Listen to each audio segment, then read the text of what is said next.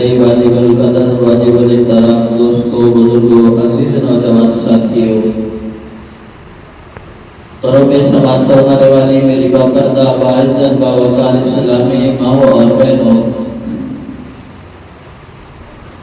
ماہ رمضان المبارک کا آج چوتھا جمعۃ المبارک ہے، اور یہ بھی ممکن ہے، ہو سکتا ہے کہ اس ماہ مقدس کا آخری جمعۃ المبارک ہو۔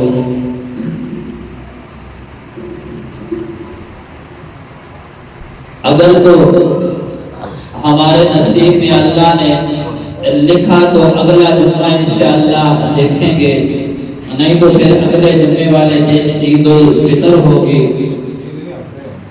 ایک وہ دن تھا کہ ہم کہہ رہے تھے کہ آج اس ماہ مقدس کا پہلا جمعۃ المبارک ہے، دن اتنے تیزی سے گزرے کہ آج ہم کہہ رہے ہیں کہ اس مہینے کا ہو سکتا ہے کہ یہ آخری جمعہ ہو۔ انسان کی زندگی بڑی تیزی سے گزر رہی ہے، ایک ایک لمحہ انسان کی زندگی میں سے کام ہوتا جا رہا ہے۔ آئندہ سال پھر یہ رمضان آئے گا، پھر یہ جمعے آئیں گے، پھر یہ رونقیں ہوں گی، نامعلوم ہم میں سے کون ہوگا اور کون نہیں ہوگا۔ آج ہم اس رونق میں بیٹھے ہیں، نامعلوم آئندہ رمضان تک ہم میں سے کون اس شہر خاموشہ میں جا کر منو مٹی کے نیچے جا کر سو جائے گا۔ آج میری زبان حرکت میں ہے، آج میرے ہاتھ حرکت میں ہے، لیکن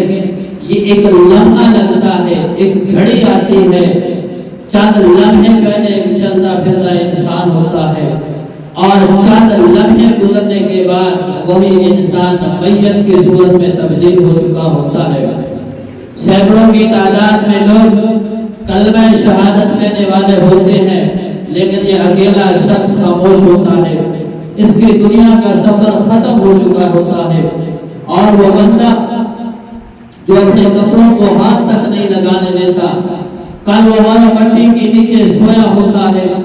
اوپر جانور آئے، پرندے آئے، انسان گزرے، کسی چیز کی خبر تک نہیں ہوتی کہ کیا ہو رہا ہے۔ آج انسان کہتا ہے میں ایسے، میرا وہ ہو جائے گا، میرا وہ ہو جائے گا، اور سب کچھ ادھر ہی دھڑا کا دھڑا رہ جاتا ہے، اور انسان یہاں سے چلا جاتا ہے۔ اللہ تعالیٰ ہم سب کو صحت و عافیت کے ساتھ ایمان والی زندگی عطا فرمائے اور ایمان والی موت نصیب فرمائے۔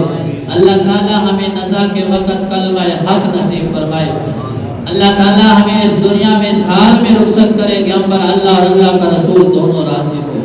ہم ایمان کی حالت میں اس دنیا سے رخصت ہوں۔ یہ جمعہ اسے جمعۃ الوداع بھی کہتے ہیں، چند باتیں کرنی ہے۔ جمعۃ الوداع، وداع کا معنی ہوتا ہے الوداع کرنا، آخری جمعہ بھی کہتے ہیں، جمعۃ الوداع بھی کرتے ہیں۔ جمعہ تو ویسے سارے دینی برکت والے ہوتے ہیں، اللہ نے بنائے ہیں، پھر یہ مقدس مہینہ پورا برکت والا تھا، پھر جمعے کی اور فضیلت تھی۔ جمعۃ الوداع اس لیے کہہ رہے ہیں کہ یہ ہم سے جدا ہو جائے گا، پھر سال کے بعد اس نے آنا ہے۔ جیسے میں نے پہلے عرض کر دیا ہے کہ یہ آئے گا، پتہ نہیں ہمیں دیکھنا نصیب ہوگا کہ نہیں ہوگا۔ اور یہ برکت والا مہینہ آج ہمارے دروازے پہ دستک دے رہا ہے کہ اے مسلمانوں، میں تمہارے پاس مہمان آیا تھا، اب میں تم سے رخصت ہونے والا ہوں۔ اور آج جمعہ بھی ہمیں یہی پیغام دے رہا ہے کہ اے مسلمانوں، بڑی برکت تھی، بڑی سعادتیں تھی، بڑی رونقیں تھی، آہستہ آہستہ ہم بھی آپ سے جدا ہو رہے ہیں ایک سال کے لیے۔ اور جس سے محبت ہو نا، اسے جدا کرنا یہ بڑا مشکل کام ہوتا ہے۔ جس سے محبت ہو تو اپنے محبوب کو اپنے سے جدا کرنا یہ بڑا مشکل ہے۔ اب جس بندے کو رمضان سے محبت ہو، دل سے محبت اس نے کی ہو، اور اس نے رمضان کی عظمت کو حقیقی طور پر جانا ہو، تو اسے یہ لفظ سن کے دکھ ہوگا کہ رمضان ہم سے جدا ہو رہا ہے۔ کئی بات کو دیکھو نا،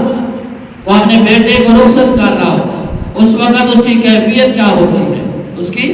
کیفیت کیا ہوتی ہے؟ اپنے بیٹے کو رخصت کرتے وقت والدین کی جو ہوتی ہے کیفیات وہ کیسی ہوتی ہیں؟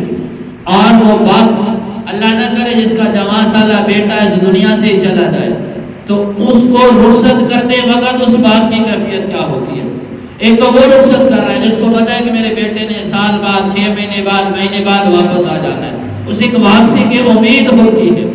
اور جو ہمیشہ کے لیے رخصت کر رہا ہو، وہ کفن میں لپٹا ہوا جو نوجوان بیٹے کی لاش ہوتی ہے نا، اس باپ سے پوچھو کہ وہ کیسے اس کو الوداع کرے گا۔ یہ لفظوں میں کوئی بیان نہیں کر سکتا، نہیں کیا جا سکتا، یہ وہی جانتا ہے جس نے رخصت کیا ہو، یا جس نے اپنے بھائی کو رخصت کیا ہو، اپنی بہن کو رخصت کیا ہو، اپنی بیٹی کو رخصت کیا ہو، یا اپنی ماں اور باپ کو رخصت کیا ہو۔ پھر اس سے پوچھو یہ الوداع کیا ہوتا ہے، یہ الوداع کیسے کیا جاتا ہے، الوداع کرتے وقت بندے کے دل کی کیفیت کیا ہوتی ہے وہ بتا سکتا ہے۔ جس نے کسی اپنے محبوب کو جدا کیا ہو، یا پھر مدینے کی گلیوں میں جا کر پوچھو کہ جس دن امام الانبیاء صلی اللہ علیہ وسلم کی وصال مبارک کی خبر مدینے میں پھیلی تھی، اس وقت میرے محبوب سے محبت کرنے والوں کا عالم کیا تھا، ان کی حالت کیا تھی، ان کی کیفیت کیا تھی کہ حضرت عمر جیسا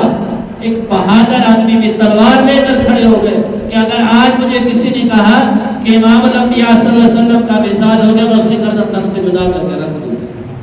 تو اپنے محبوب کو جدا کرنا یہ بڑا مشکل ہوتا۔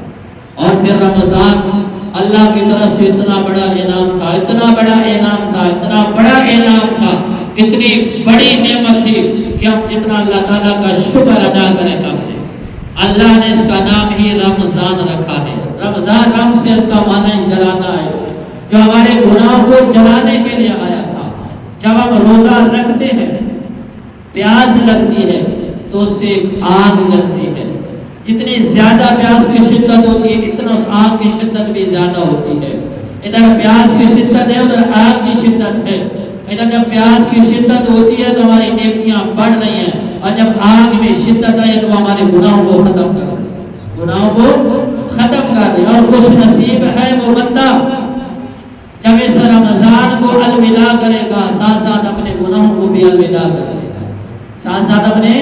گناہوں کو بھی الوداع کرے گا۔ لیکن ہم یوں الوداع کرتے ہیں رمضان کو کہ رمضان الوداع، ساتھ ساتھ نمازیں بھی الوداع، قرآن پاک کی تلاوت بھی الوداع، اور ساتھ ساتھ نیکیاں بھی اللہ ماشاءاللہ الوداع، ہم سب کچھ الوداع۔ پھر آئندہ رمضان کا انتظار ہوتا ہے، پھر آئندہ رمضان آئے گا، پھر مسلمانوں کے جذبات اٹھیں گے۔ سال کے لیے مسلمانوں 11 مہینے کے لیے مسلمانوں کی چھٹی ہے، تو ہم دعا کرتے ہیں کہ یا اللہ رمضان کے اس حال میں ہم سے جدا کرنا کہ اکیلا رمضان ہی ہم سے جدا ہو، نہ تو ہم سے نمازیں لے کر جائے، نہ ہم سے قرآن لے کر جائے، نہ ہم سے نیکیاں لے کر جائے۔ یا اللہ صرف یہ رمضان لے جانا یا ہمارے گناہوں کو لے جانا، یا اللہ باقی ساری چیزیں ہمارے پاس ایسی ہی رہنے دینا۔ یہ اللہ کی طرف سے کتنی بڑی نعمت تھی، کتنی بڑی نعمت تھی، لیکن ہم نے اس کی قدر کتنی کی ہے۔ یہ میں آپ ہم سب نے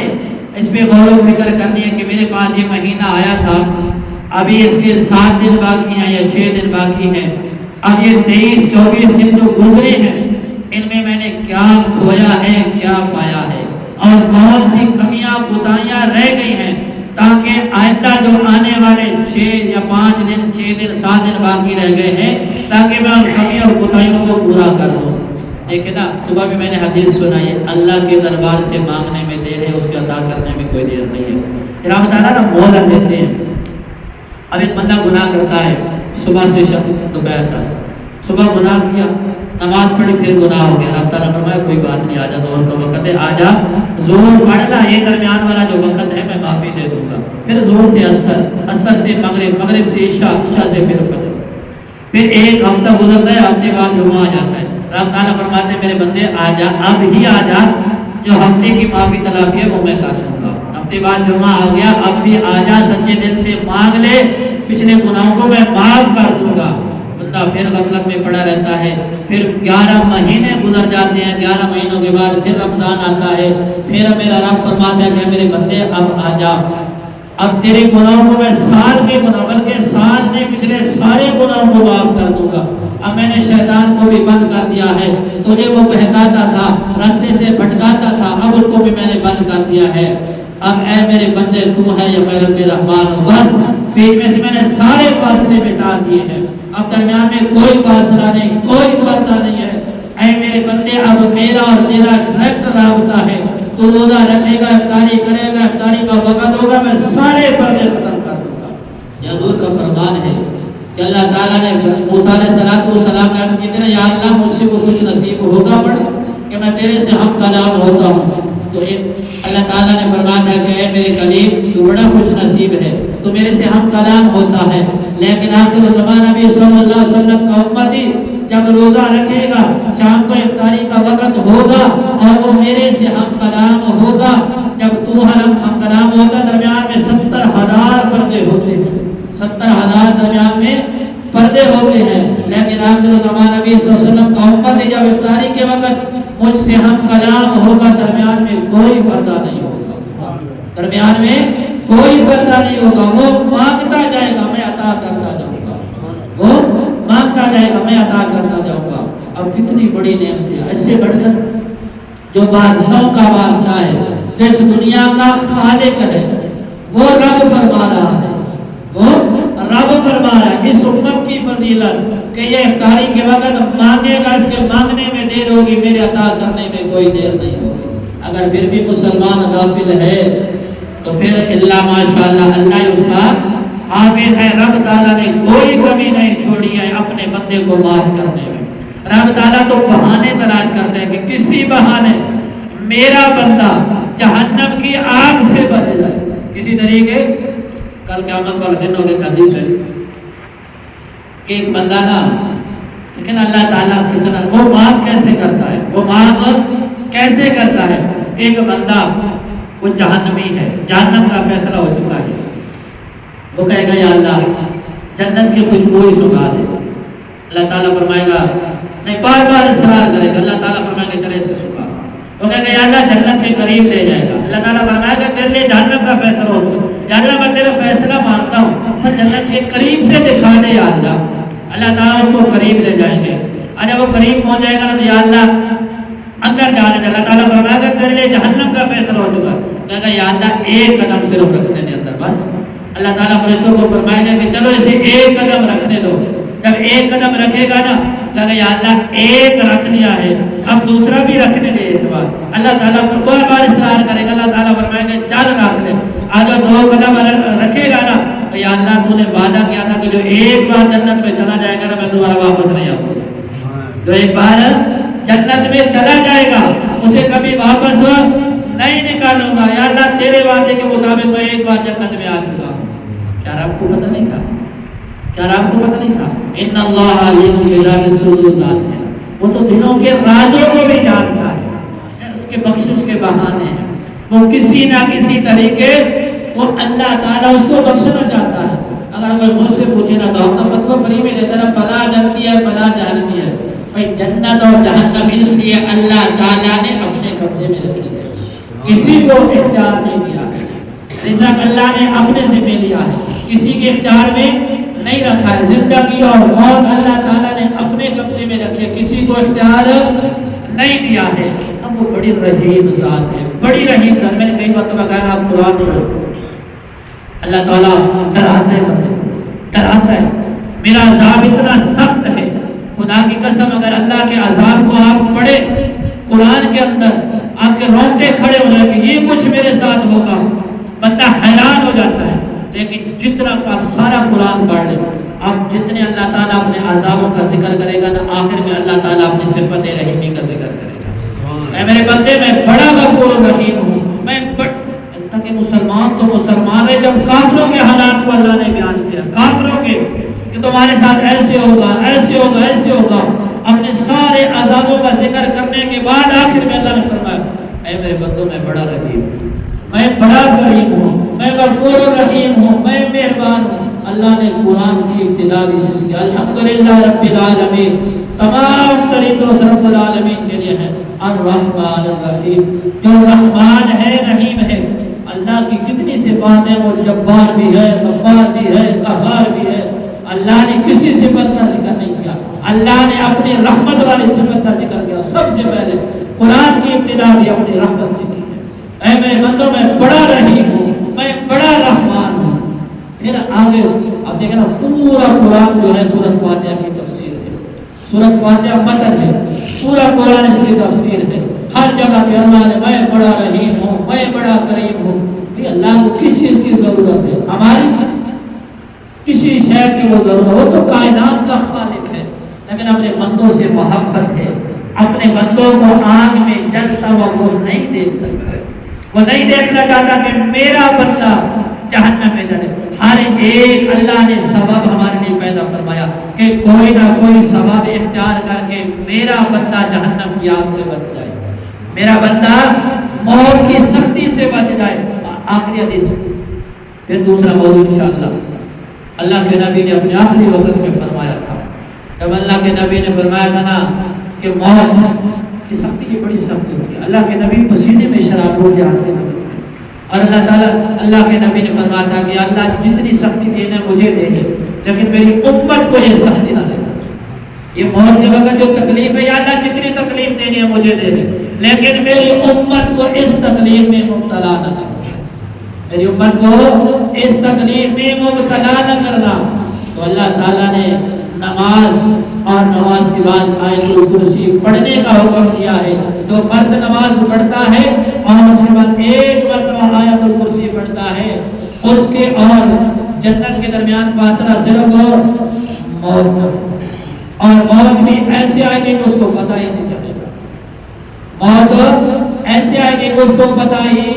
نہیں چلے گا۔ یہ اللہ کا وعدہ ہے، اللہ کے رسول کا وعدہ ہے، لیکن ہم نہ نماز پڑھتے، نماز پڑھیں گے تو کرسی پڑھیں گے، اور وہ بندے بھی ہیں اللہ تعالیٰ معاف فرمائے، اللہ تعالیٰ ہم سب کی حفاظت فرمائے، اللہ تعالیٰ ہمارے ایمان کی حفاظت فرمائے۔ وہ کلمہ پڑھنے والے وہ بھی ہیں جن کو رمضان میں بھی نماز پڑھنا نصیب نہ ہو، رمضان میں بھی نماز پڑھنا نصیب نہ ہو، پورا رمضان گزر گیا ایک دن بھی قرآن کھولنا نصیب نہ ہوا، رمضان پورا گزر گیا ایک دن بھی جمعہ پڑھنا نصیب نہ ہوا، وہ بھی تو مسلمان ہیں۔ اب وہ کہیں گے رب تعالیٰ کی سختیاں ہیں، حالات کی تنگی کا وہ بھی ذکر کرتے ہوں گے، معیشت کی تنگی کا وہ بھی ذکر کرتے ہوں گے، اور رمضان میں بھی نماز نہیں پڑھی۔ اللہ تعالیٰ ہم سب کو عمل کی توفیق عطا فرمائے۔